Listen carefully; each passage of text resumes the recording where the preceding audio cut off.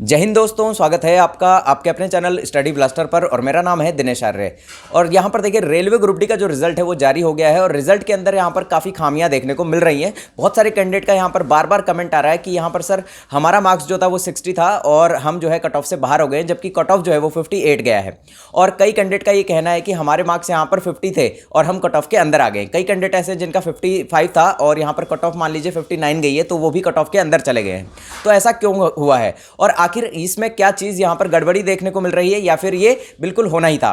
सारी चीज़ों पर बात करेंगे और साथ ही साथ हम बात करेंगे कि आखिर यहाँ पर सीसीए का और जो पीडब्ल्यूडी का रिजल्ट है वो आखिर कब तक जारी होगा, और सीसीए का और पीडब्ल्यूडी का जो नॉर्मलाइजेशन है वो भी क्या इसी तरह से किया जाएगा। तो सारी चीज़ों का जवाब आपको वीडियो के अंदर मिल जाएगा। वीडियो पर आगे बढ़ने से पहले मैं आपको एक चीज़ बता दूं कि हर एक चीज़ यहाँ पर प्रूफ के साथ और फैक्ट के साथ, और हर एक चीज़ यहाँ पर जो भी कट ऑफ हमने बताई थी वो बिल्कुल एक्यूरेट गई है, किसी भी जोन की आप मैच कर सकते हैं। और साथ ही साथ अगर आपने अभी तक चैनल को सब्सक्राइब नहीं किया है तो सबसे पहले चैनल को सब्सक्राइब कर लीजिए, क्योंकि यहाँ पर हर एक चीज़ ऑथेंटिक तरीके से हम आपको प्रोवाइड करवाते हैं। अब बात करते हैं यहाँ पर देखिए नॉर्मलाइजेशन किस तरह का हुआ है। क्यों यहाँ पर देखिए, एक कैंडिडेट ऐसा है जिसके मार्क्स यहाँ पर 37 है, उस कैंडिडेट का भी यहाँ पर सिलेक्शन हो गया है। और एक कैंडिडेट ऐसा जिसके मार्क्स यहाँ पर 50 है, वो भी यहाँ पर बाहर हो गया है। ऐसा क्यों हुआ है? मैंने आपको पहले ही कहा था कि आपका जो नॉर्मलाइजेशन है वो बहुत बड़ा गेम चेंजर यहाँ पर साबित होगा। हो सकता है डूबते हुए की नैया को पार लगा दे और ऐसा कैंडिडेट जो कि यहाँ पर 50, 55 या 60 लेकर आया है वो यहाँ से बाहर हो जाए और 40 वाला कैंडिडेट यहाँ पर अंदर आ जाए। मैंने आपको ये पहले ही कहा था, आप पुराने वीडियोस उठाकर देख सकते हैं। आज भी मैंने यही बात बोली है और आज भी मैं यही बात बोल रहा हूँ कि बिल्कुल नॉर्मलाइजेशन उसी तरह से हुआ है जिस तरह से रेलवे ने कहा था। देखिए यहाँ पर जो आपका नॉर्मलाइजेशन था, बिल्कुल रेलवे ने क्लियरली ये कहा था कि आपका जो नॉर्मलाइजेशन है वो शिफ्ट वाइज लिया जाएगा, जिसमें कि ये देखा जाएगा कि आपके बराबर और आपसे कम मार्क्स पाने वाले कैंडिडेट कितने हैं। अगर आपकी शिफ्ट के अंदर आपके बराबर या आपसे कम मार्क्स पाने वाले कैंडिडेट की संख्या यहाँ पर बहुत ज़्यादा है, तो उस केस में क्या होगा कि आपका मार्क्स जो है यहाँ पर वो हो जाएगा यहाँ पर आपका मार्क्स इंक्रीज। लेकिन अगर आपकी शिफ्ट में आपके बराबर या आपसे ज़्यादा मार्क्स पाने वाले कैंडिडेट की संख्या बहुत ज़्यादा है तो आपका मार्क्स यहाँ पर डिक्रीज भी हो जाएगा। और यही खेल हुआ है नॉर्मलाइजेशन के अंदर।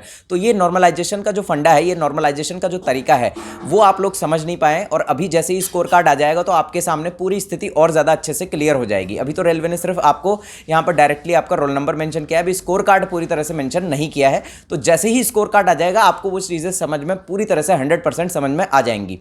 अब यहाँ पर देखिए, जितने कैंडिडेट्स ये कह रहे हैं कि यहाँ पर रिजल्ट में गड़बड़ी हुई है, तो रिजल्ट में किसी भी तरह की कोई गड़बड़ी नहीं हुई है। ये होना था और ये मैंने आपको पहले ही बताया था कि रिजल्ट जो है इस बार इस तरह से बनेगा। और रेलवे ने खुद यहाँ पर बार बार नोटिस देके आपको बताया था कि यहाँ पर जो आपका परसेंटाइल नॉर्मलाइजेशन है उसके अंदर यहाँ पर शिफ्ट वाइज जो है आपका नॉर्मलाइजेशन किया जाएगा, जिसके अंदर यही चीज़ देखी जाएगी कि आपसे ज़्यादा मार्क्स वाले और आपसे कम मार्क्स वाले कैंडिडेट की संख्या ज़्यादा या कम कितनी है, उसी अकॉर्डिंग आपका जो है नॉर्मलाइज मार्क्स बढ़ेगा, यानी कि उसी अकॉर्डिंग आपका जो मार्क्स है वो इंक्रीज होगा या फिर डिक्रीज होगा। अब ऐसा कैंडिडेट जिसने कि 55 यहाँ पर मार्क्स गेन किए थे, मान लीजिए उसके 55 नंबर आए थे और कट ऑफ से मान लीजिए कट ऑफ गई है 57, और वो कैंडिडेट के मार्क्स यहाँ पर 2 नंबर भी नहीं बढ़े, तो हो सकता है वो बहुत इजी शिफ्ट हो जिसके अंदर की 55 मार्क्स यहाँ पर बिल्कुल लोवेस्ट मार्क्स हो, यानी कि 55 से ऊपर ही ज़्यादातर कैंडिडेट के मार्क्स आ रहे हों।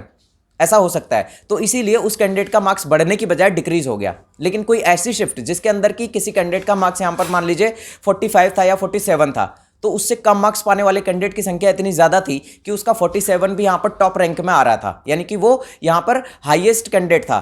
तो इसीलिए वो टॉपर कैंडिडेट होने की वजह से उसका 47 भी यहाँ पर बहुत ज़्यादा मार्क्स था। तो इसीलिए 47 मार्क्स होने के बावजूद वो 57 वाली जो कट ऑफ गई है उसके अंदर वो रैंक कर गया, यानी कि उसका जो नॉर्मलाइजेशन हुआ है वो अच्छा हुआ है, यानी कि उसका नॉर्मलाइजेशन में उसके मार्क्स काफ़ी ज़्यादा इंक्रीज हुए हैं। ये चीज़ आपको समझनी पड़ेगी और ये चीज़ जितना जल्दी आप समझ लेंगे उतना जल्दी आप इस रिजल्ट को समझ पाएंगे। अब बात करते हैं सीसीए और यहाँ पर पीडब्ल्यूडी कैंडिडेट्स का जो रिजल्ट है वो आखिर उसको डिले क्यों किया गया है और उसको यहाँ पर डीवी से पहले क्यों कहा गया है कि डीवी से पहले वो रिजल्ट दिया जाएगा। अब आपको देखिए, आपका सीसीए का और पीडब्ल्यूबीडी का यहाँ पर पीईटी तो होना नहीं है, और जो सीसीए वाले कैंडिडेट बच गए हैं, जो पीडब्ल्यूबीडी वाले कैंडिडेट बच गए हैं, उनको यहाँ पीईटी नहीं देना है, तो इस वजह से उनका रिजल्ट को थोड़ा सा डिले कर दिया गया है। हालांकि रिजल्ट साथ में भी दिया जा सकता था, लेकिन इसको साथ में नहीं देने के पीछे भी एक बहुत बड़ा रीज़न छुपा हुआ है और वो बहुत ही गजब का रीज़न है, मैं आपको वो भी बता देता हूँ। देखिए, अगर इन दोनों का रिजल्ट जो है वो साथ में दिया जाता तो यहाँ पर रेलवे जो है रिजल्ट को रेलवे ने यहाँ पर अभी दिसंबर में ही अपना जो रिजल्ट है वो तैयार किया है। तो रेलवे के पास यहाँ पर टाइम नहीं था और यहाँ पर जो छात्रों का प्रेशर था, आपको पता है बार बार ट्विटर कैंपेन और बहुत सारी चीज़ें यहाँ पर दिखाई दे रही थी। तो इस वजह से रेलवे को रिजल्ट जल्दी ही जारी करना था और रेलवे ने पहले ही ये कह दिया था कि दिसंबर के अंदर आपका रिजल्ट जारी कर दिया जाएगा। फिर रेलवे ने नोटिस भी दे दिया कि यहाँ पर 24 दिसंबर से पहले रिजल्ट दे दिया जाएगा। तो रेलवे ने यहाँ पर जो है थोड़ा सा यहाँ पर ट्रिकी दिमाग लगाया अपना और उसमें यहाँ पर सीसीए और पीडब्ल्यूडी को होल्ड कर दिया, क्योंकि उनका जो नॉर्मलाइजेशन होना है वो यहाँ पर सीसीए वाले कैंडिडेट का जो नॉर्मलाइजेशन होगा वो सीसीए वाले कैंडिडेट से ही होगा, क्योंकि नॉर्मल कैंडिडेट से उनका यहाँ पर नॉर्मलाइजेशन उनका नहीं कर सकते हैं, क्योंकि सीसीए वाले का जो नॉर्मलाइजेशन है वो सीसीए से होगा और पीडब्ल्यूडी कैंडिडेट का जो नॉर्मलाइजेशन है वो पीडब्ल्यूबीडी से ही होगा, क्योंकि उन्हें यहाँ पर पीईटी नहीं देना है, उनका 3 गुना पास नहीं किया जाना है, उनका 1/1 के रेशियो में ही यहाँ पर पास किया जाएगा कैंडिडेट्स को। ये बात आप समझिए। जैसे मान लीजिए अगर यहाँ पीडब्ल्यूबीडी कैंडिडेट की सीट यहाँ पर 2000 है तो 2000 कैंडिडेट ही यहाँ पर पास किए जाएंगे, क्योंकि यहाँ पर रेलवे ने क्लियरली लिखा है कि यहाँ पर जो डीवी है उसके अंदर 1/1 रेशियो में कैंडिडेट बुलाए जाएंगे। तो 1/1 रेशियो में अगर यहाँ पर नॉर्मल कैंडिडेट बुलाए जाएंगे तो पीडब्ल्यूडी के कैंडिडेट भी यहाँ पर 1/1 के रेशियो में ही बुलाए जाएंगे, जितनी सीट है उतने ही कैंडिडेट यहाँ पर बुलाए जाएंगे। वही हाल यहाँ पर सीसीए कैंडिडेट का रहेगा। अगर सीसीए की सीट 1500 है तो 1500 कैंडिडेट ही यहाँ पर डॉक्यूमेंट वेरिफिकेशन के लिए पहुंचेंगे, उससे ज़्यादा कैंडिडेट यहाँ पर नहीं पहुंचेंगे। तो यहाँ पर सीसीए का जो रिजल्ट है और पीडब्ल्यूडी का जो रिजल्ट है वो यहां पर 3 गुना नहीं आएगा, वो यहां पर 1 गुना ही आएगा, यानी कि जितना रिजल्ट है उतना ही आएगा। अब उसमें से कितने कैंडिडेट यहां पर आएंगे और कितने नहीं आएंगे ये यहां पर डीवी पर तय करेगा। ठीक है, बहुत सारे कैंडिडेट हो सकता है कहीं और सेलेक्ट हो गए तो वो वहां पर जॉब ले लेंगे और यहां नहीं पहुंचेंगे। तो ये चीज़ आपको समझनी पड़ेगी, क्योंकि यहाँ पर जो पीडब्ल्यूबीडी है और सीसीए का जो रिजल्ट रोका गया है वो इसी वजह से रोका गया है ताकि उनका नॉर्मलाइजेशन अलग से किया जा सके। कॉमन कैंडिडेट के साथ उनका नॉर्मलाइजेशन नहीं किया जा सकता था।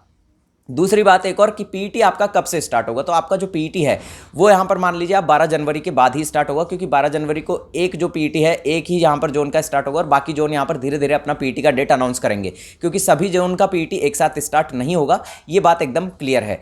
तो सारी बातें आपको क्लियरली समझ आ गई होंगी। अगर वीडियो पसंद आ गया हो तो लाइक और शेयर ज़रूर कर दीजिएगा, और कोई यहाँ पर शिकायत करनी हो तो नीचे कमेंट बॉक्स खुला है और नीचे हमने इंस्टाग्राम का लिंक दे रखा है, वहाँ से फॉलो करके आप अपना कोई भी सवाल हो या कोई शिकायत हो वो कर सकते हैं। मिलते हैं अगले वीडियो में, तब तक के लिए जय हिंद।